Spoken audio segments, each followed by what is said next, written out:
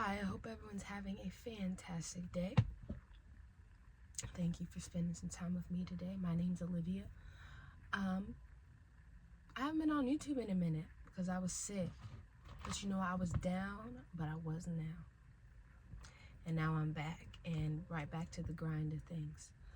But something I wanted to talk about today is the microaggressions and the trauma that you can experience as a young Black woman, or even people in minorities. The unknown trauma that people of color and people who are Black experience when they grow up all around a predominantly white school is very traumatizing. It's something that you never forget. It is astronomical, it's insane, and it takes years of work to undo all the things that you learned in the school system. And a lot of the things that the microaggressions I heard when I was going to school was, and people, not only have I heard, but other experiences of people that I have met and seen.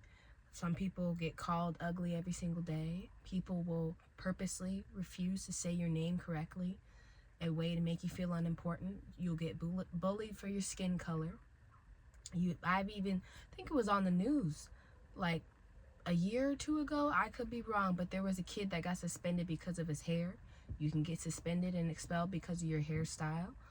The casual, constant racism and always being the butt of the joke. You are never romantically liked or chosen. I've even heard people say this, they have to question or they have to think, does he like people of color? Does he like Black girls? Does he like just girls who are not the majority, who are not Caucasian? And I always having to question if your desirability is in question. And honestly, I wouldn't be surprised if that plays into a little bit of my hyper independence and my lack of desire to date overall, period. Something else that you experience is microaggressions is people will constantly ask you if you're mixed, as if your beauty must be justified when it's proximity to whiteness. They cannot fathom you being who you look like and you just being straight Black or just straight a specific minority. You have to have something else in your blood or something else in your DNA because it just doesn't make sense. People will tell you are so articulate for a Black girl. I've even been called an Oreo, where you're Black on the outside, you're white on the inside, meaning basically what I said. And then I had to start, that kind of trickled down to me starting to perform, having identity issues real quick, learning how to code switch before I even knew that was a term. I didn't even know what code switching was, and I was already code switching. Being teased at school for your natural hair, but then when you straighten your hair, you're praised for it. Classmates or co-workers touching your hair without permission, which when I was younger, that didn't irritate me because I was performing and I was trying to make people comfortable. Now that really gets on my nerves. People will ask you, is that your real hair? People will say to you, I don't see you as Black, or I don't see color, which is a whole nother subject that needs to be discussed eventually. People will tell you, old people, old men and women will refuse to get out of your way when you're walking. People will justify racism by saying, I'm not racist, I have a Black friend, or I'm not racist, I have an Asian friend, I have a Muslim friend, I have an Indian friend. Being potentially the only person of color in your honor schools group, only Black girl or Black man in your honor school classes. Hearing people's jokes about your features while they praise someone who is not Black. People commenting on your designer bags, your clothes, your shoes, and having a sense of people are surprised that you can even afford them. Always having to go on Pinterest to find your sense of style because everything around you didn't match what you wanted to be in life. Having to correct your teachers who are Caucasian because they use racial slurs in books and films or whatever they're in the curriculum, and they describe it as I'm just reading a book. Having the need to grow up way faster than everyone around you just to survive emotionally and mentally in a society, in a world that doesn't want you to survive, and school system. And all these things come with being Black being a minority in a school system that is predominantly white. And it's microaggressions. They're a subtle form of racial discrimination. They're not like direct slurs, but they hide behind jokes, they hide behind compliments, they hide behind quote unquote harmless comments. And they're not all the time always unintentional, or intentional, but the thing is that doesn't make them harmless. They can happen every single day in the classroom, in the workplaces, in social settings, and the accumulation of it every single day does get exhausting. You get very tired very easily, very quickly. I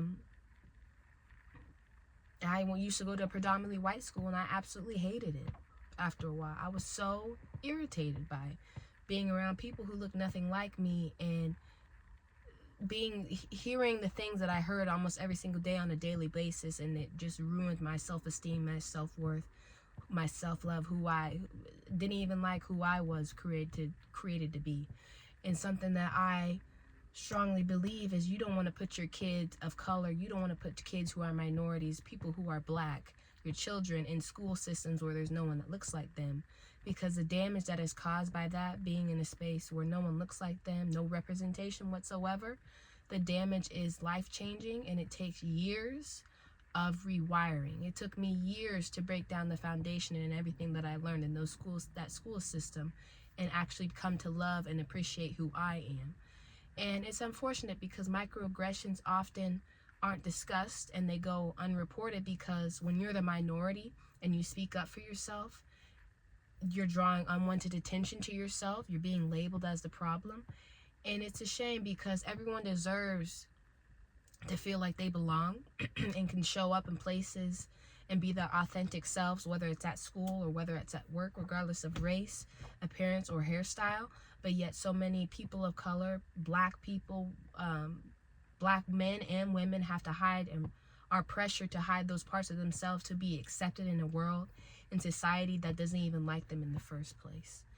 And some other things that I even heard when I was growing up, microaggressions, were the compliments people would make, that I took them as compliments at first, but then they started realizing that people will constantly talk about my looks, the eyes, the hair color, the skin when I was younger, because I had a lighter complexion than my black parents. And these comments used to feel like compliments, but then over time, as I got older and realized the depth of what people were saying, I realized that they were not admiration, they were comparison between my parents, even comparing everybody that came before me, and that I need to somewhat question who I am and what I look like. I remember hearing one day someone said how pretty you are, how beautiful you are, but for a black girl, or but you're a black girl. The first part is flattering. Someone says how pretty you are, yeah, and then it hits you, the but or the for.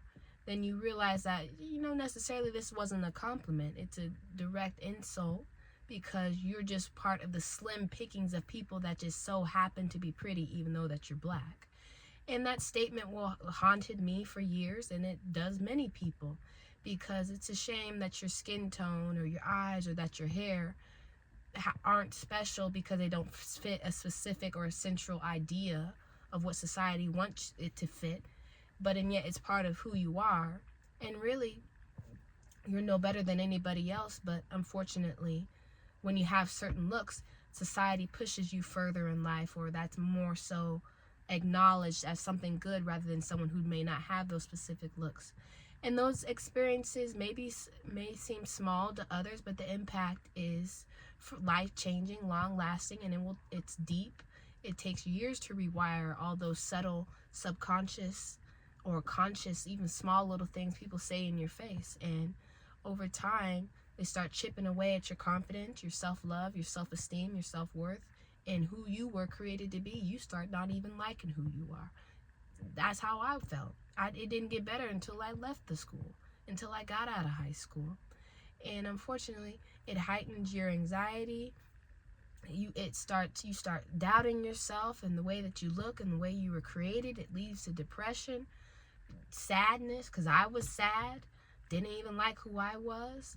And it's a quiet kind of trauma, and it's very invisible to those who don't experience it, but it shapes who you are and how you move throughout the world. And it's just something that a lot of people experience, especially a lot of young black girls experience. And I just want to give a voice to not only my inner child, but make sure that she feels comfortable and safe, and she doesn't have to go through that pain and self-doubt anymore, but also other people who are going through the exact same things.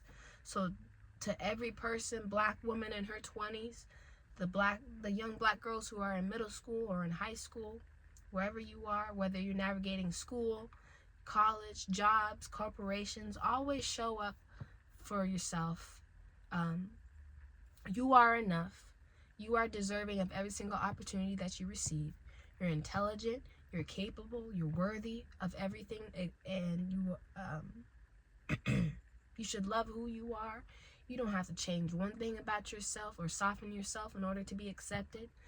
We are all beautiful in every single way, and we are deserving to be seen, respected, and celebrated without an explanation or a question or a doubt as to a reason why.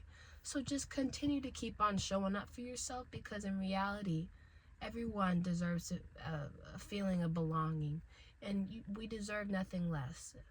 And that's just something that I wanted to talk about today. And I hope everyone has a fantastic day, and I'll see you guys next time. Bye.